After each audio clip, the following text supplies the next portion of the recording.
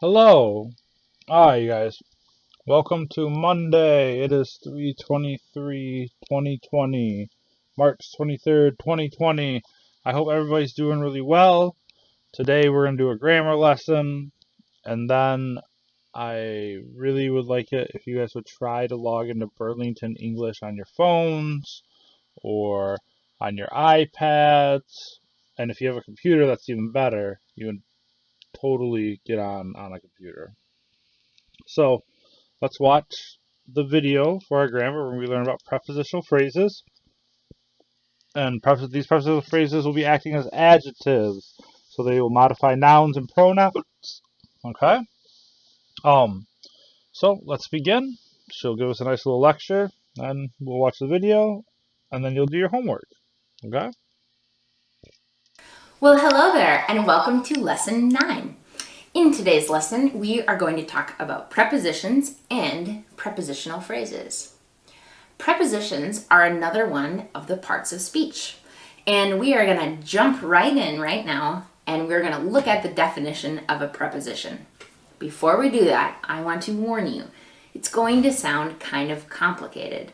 Try not to get overwhelmed as we look at this definition.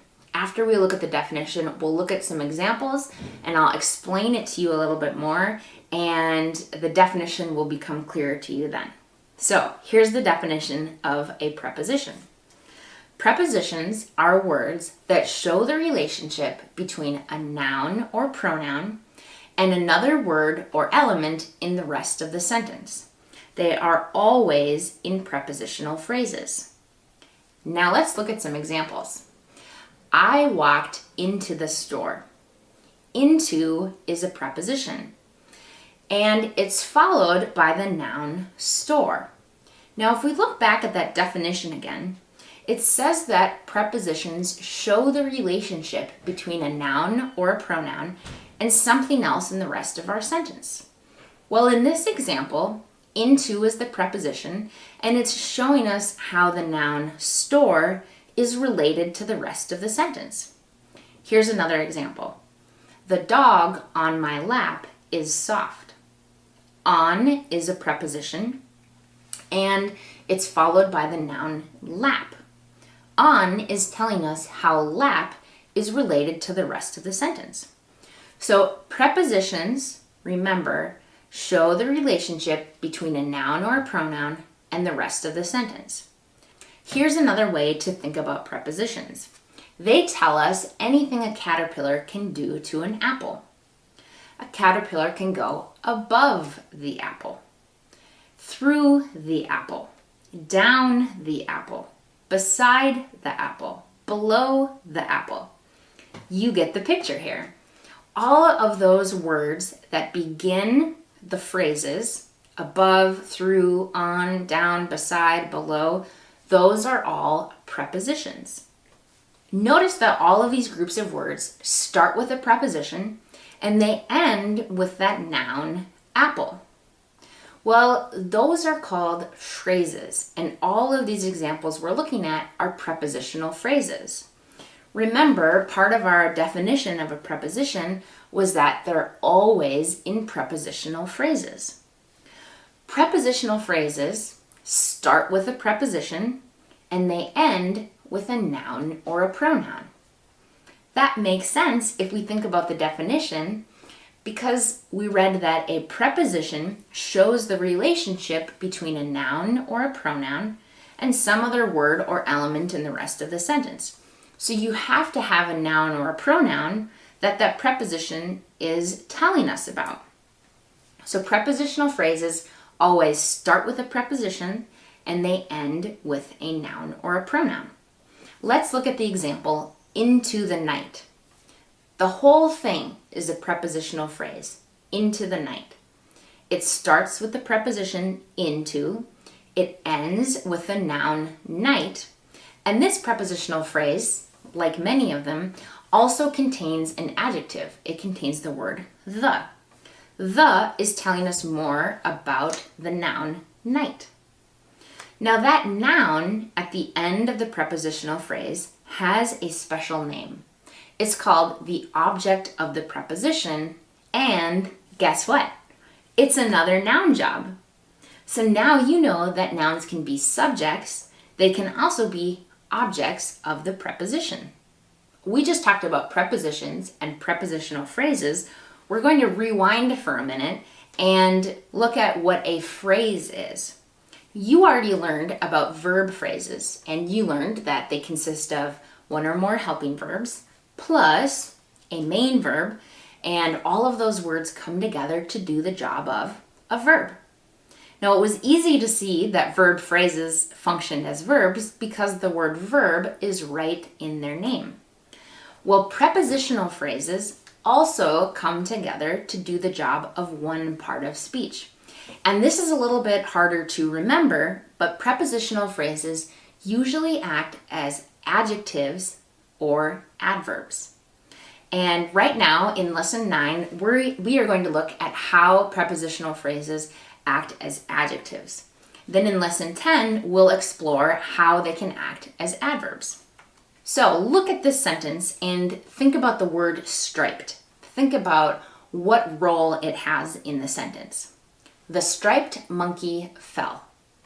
If you had to tell me what part of speech striped was, I hope that you would tell me it's an adjective. It's telling us about the noun monkey, and it's answering the adjective question, which one? Which monkey? The striped monkey. Now, striped is just one word, and it's acting as an adjective. Check out this next sentence and focus on the words with stripes. Think about what it's doing. The monkey with stripes fell. Now we have two words, with and stripes. With is a preposition and stripes is a noun, and both of those words are coming together to act as an adjective, telling us more about the noun monkey. And notice that it also answers the adjective question, which one? Which monkey? The monkey with stripes. So prepositional phrases that are acting as adjectives also answer the adjective questions, just like single word adjectives. Let's look at one more example of a prepositional phrase functioning as an adjective. The jacket with the collar is mine. Here we have with the collar acting together as an adjective. With is a preposition, collar is the object of the preposition, and the is an adjective telling us about collar.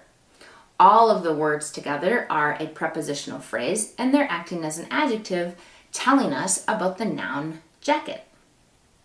Now, one thing that is helpful when you're looking at sentences that have prepositional phrases is having some of the prepositions memorized. There are many, many prepositions, and we're not going to try to memorize all of them. But if you have some of them in your mind, it just helps you to remember the concept and remember what a preposition is. So here's a little song. It's called the Preposition Song, and it goes to the tune of Yankee Doodle.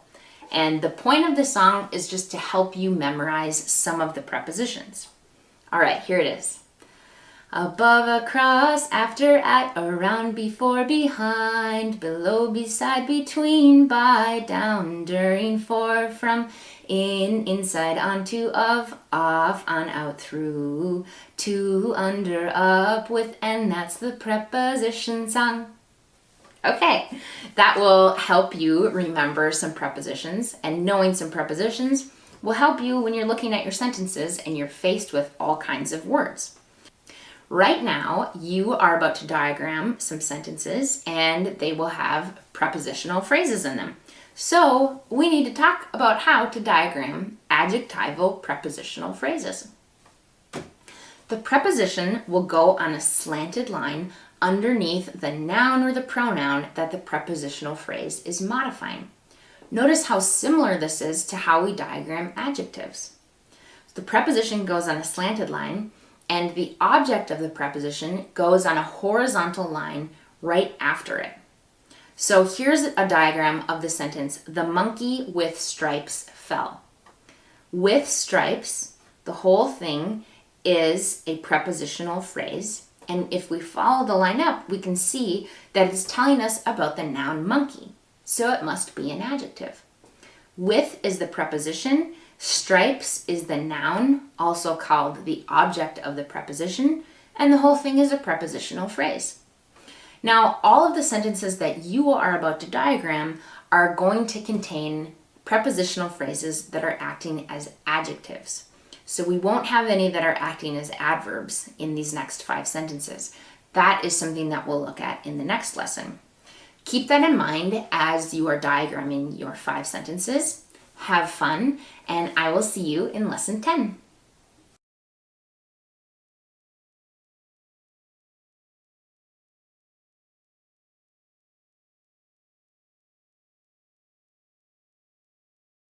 Okay, you guys. So, prepositional phrases. This is your homework tonight. Okay? Remember above, on, below, within. Think of that caterpillar on that apple she showed you. It's very helpful.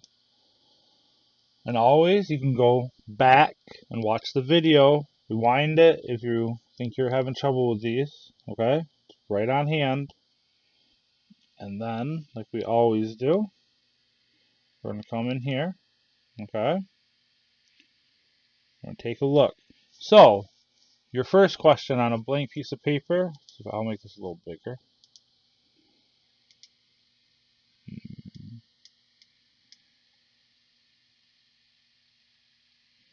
Alright. The girl in the back row sat down. So on a blank piece of paper, write number 1. Write the sentence. The girl in the back row sat down. Make your box underneath. So pause the video right now. Write the sentence. Make the box. Good. Move down to number 2. We're going to do the same thing.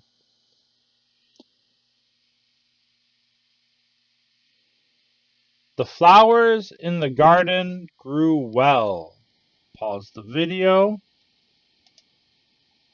And you're going to write the sentence with this box, okay? The flowers in the garden grew well. That's your sentence. Maybe it'll be helpful if I make the box bigger. Then here's the box. The flowers in the garden grew well. Make your box. Answer the questions. We'll correct it tomorrow. Pause the video if you need to. The flowers in the garden grew well. Box. Next one. Next sentence. 2 birds with yellow feathers on their wings chirped. 2 birds with yellow feathers on their wings chirped. Write out your sentence. Write out the box. Fill it in for homework on a blank piece of paper. Okay? Pause the video. Fill it all out. Pause the video. Okay? Next one, number 3. Can the cat behind the fence jump? Excuse me. Can the cat behind the fence jump? That's our sentence for number 4. And here is our box. Same thing. Pause the video, write out your box, answer the questions. The next one, number 5, and the last one. The candles on the wall glowed. The candles on the wall glowed. That is our sentence for number 5. Here's the box. Fill it out, pause it. If you are struggling, go back and watch the video. Take a look at that nice little apple, okay? On, above, below, within, next to, okay? That'll help you find the preposition and the prepositional phrases. Alright, and remember that prepositional phrases are like verb phrases. They're more than one combination of words, okay? So remember, a verb phrase is the helping verb plus the main verb. That equals a verb phrase. A prepositional phrase is a preposition plus the object, which is it was a noun. It's a noun job. So preposition plus a noun equals a prepositional phrase, or preposition plus an adjective plus a noun could be a prepositional phrase. Good luck with this. Tomorrow we'll correct it, and we'll continue our book work tomorrow as well after our corrections. I hope everybody is doing really well, staying safe. Hope no one's getting sick. I hope you are enjoying your time with your family. And I really hope it's not too overwhelming. I know it's getting really boring being inside all the time, but it's for everyone's safety to stay inside and not interact with people as much as possible. I miss you guys. I really miss having you in class. It's so much better having you guys like there so I can ask questions and we can talk and really get into this. I hope you're understanding the grammar videos, and when we go through the corrections, I hope you're doing your work. Please, please be writing in your journals. It'll be really helpful. And also, I would like you guys to try to get Burlington on your phones. So to do that on your phone, what you're going to do is you're going to go to your internet browser and you're type in Burlington English. Okay. Pull it up. Go to the home, like this one. Okay. And log in. Do your login. You can do your download here. Click on your download. Okay. Or just click on the login. And if you see at the top here, oh, where is it?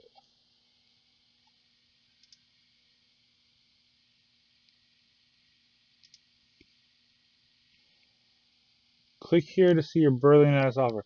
This is accessible on all devices now. See all those computers and phones. Okay. So that's more for me, but you can log in on your phone now and it should work. You want to download the Student Zone, you can download it here. Just click on here, do a login with your student IDs. E. Lawson.